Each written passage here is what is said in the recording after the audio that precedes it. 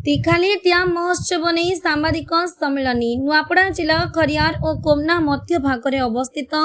तीखाली dam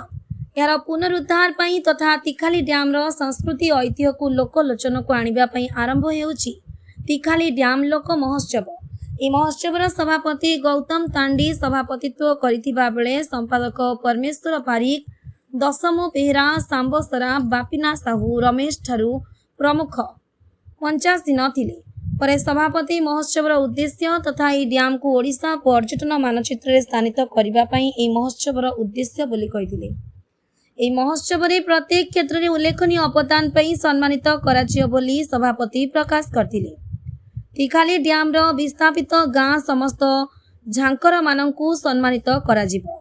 नुआपड़ारू Rudraraj पाक report news 26। आसंता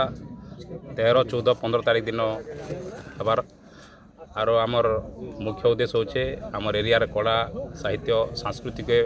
प्रचार प्रसार करवार लगे तीखाली डैम जेन 30 गोटी गाँ विस्थापित है दुखर बड़ा समस्या के तीखाली डैम जिते समस्या अच्छे यही मंच माध्यम आम प्रचार प्रसार करने गोटे समस्त मिलित उद्यम आज तीखाली डैम महोत्सवटा होगा जाऊे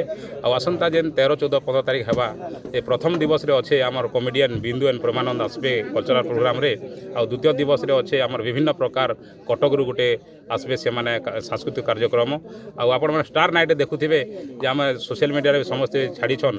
स्टार नाइट रे आमर रॉक स्टार रुकुसुना पश्चिम ओडिशा गोटे जानेमान गायकार से